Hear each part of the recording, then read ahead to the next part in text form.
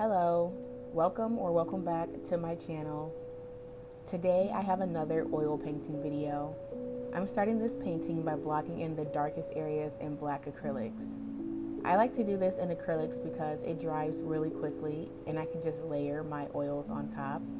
If I did this with oil paints, any color I try to put on top would just blend with the black. Putting black down first also helps me with mixing the correct tones. By already having the darkest area down, I know how dark I can make my lowest values when it comes to the skin shadows. Then I go in with my oil paints. When mixing my oil paints, I like to mix my darkest shadow and my lightest highlight before I mix the midtones. Having these two done first lets me know what range I need all my other colors to stay within. My lightest highlight is never pure white.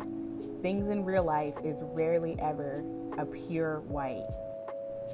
Save your pure white for the very end to make your highlights really pop, and use it sparingly. I know you can probably hear my heater in the background, but it's really cold and I need it on, so I'm sorry about that. Now on to the subject of this painting. It's BangChan from Stray Kids, of course. I think this is my favorite picture of Chan. I saved it on my Pinterest last year when I first saw it because I knew I was going to paint it eventually. Hold on, I need to see something. I gotta take my tongue ring out. I'm gonna see if I sound any differently. Hello? Hello? Do I sound any different? I don't know, I gotta listen back to this and see. Dang, oh man, I think I sound the same. I think I just have a lisp. I was gonna try to blame it on the tongue ring, but I sound the exact same. I didn't even realize I had it until I started doing these voiceovers and had to listen to my voice back all the time. I'm still gonna say it's because of the tongue ring. I had it for like 11 years now, so I'm gonna just say that it warped the way my mouth speaks. And that's why I have a lisp now. I'm just not gonna acknowledge that I might have had it my entire life. I'm really enjoying doing these monthly paintings.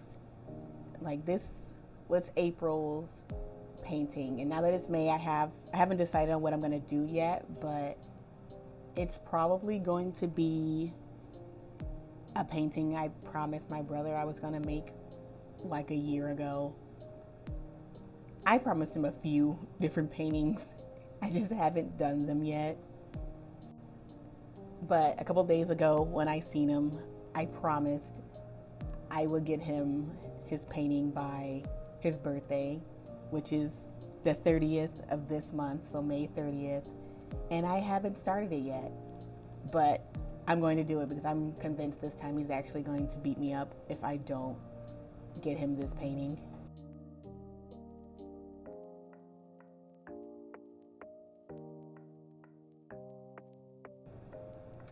This is when I decided to take a huge step back to look at my painting. It is so important to do that, and I didn't start until recently. I always sit down when I paint, and over time, I get closer and closer to my canvas, and to my face is literally like a few inches away. Viewing your work from that distance can really warp what you're seeing. You will start to consume yourself in those tiny, tiny details that don't matter. No one is looking at your artwork that closely, so just take a step back every once in a while so you can observe what your work actually looks like. I like to use small details to procrastinate working on areas of the painting that I don't want to work on.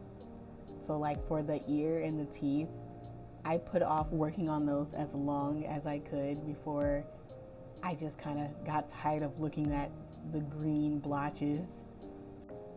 I don't often paint teeth, so I was just kind of concerned with how it was going to turn out.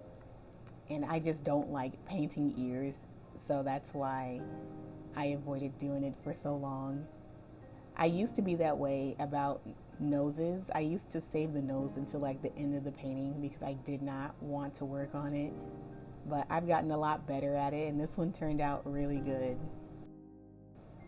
When it comes to painting, just try to put in the big shapes and render out the areas you only want the eye to be drawn to. Every part of the painting does not have to be super detailed. Okay, so if you watched my last painting video, then you would have heard me say that my next painting would not be Stray Kids related.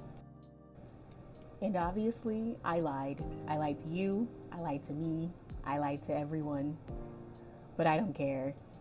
I've come to the realization that I constantly put senseless rules on myself for no reason.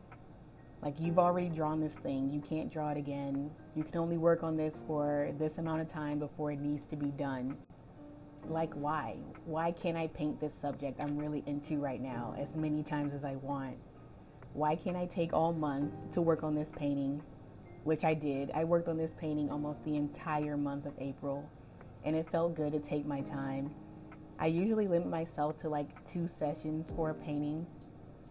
I get to work on this painting 2 times before it needs to be done. For what? Like, this isn't a commission. I have no time limit for this. It's just unnecessary anxiety I'm putting on myself. With that being said, I let myself take as long as I wanted for this painting. I really rushed through my last painting, which is why I grew to dislike it pretty quickly. It's still a good painting, but it definitely could have been better with like a little bit more time.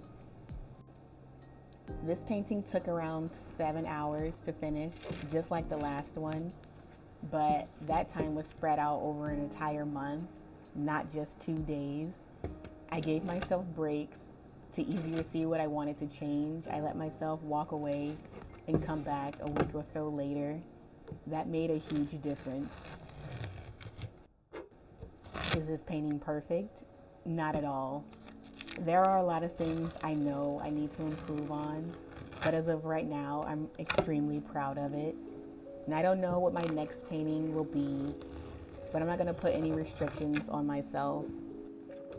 Stop putting unnecessary restrictions when it comes to your creativity. It's only going to stifle you and you'll burn out so quickly. I'm going through another phase of art block, and it's been really hard. Like, this month so far has been really hard to create. I just need to get back to having as much fun as possible when it comes to making artwork. So that's what I'm focusing on, and a few commissions that I still have to do. But after that, I think I'm gonna take a break from commissions. I know I said that before, but I feel like I really need a break. So take breaks when you need it. Enjoy the rest of this video. Bye. I'm going to go put my tongue ring back in.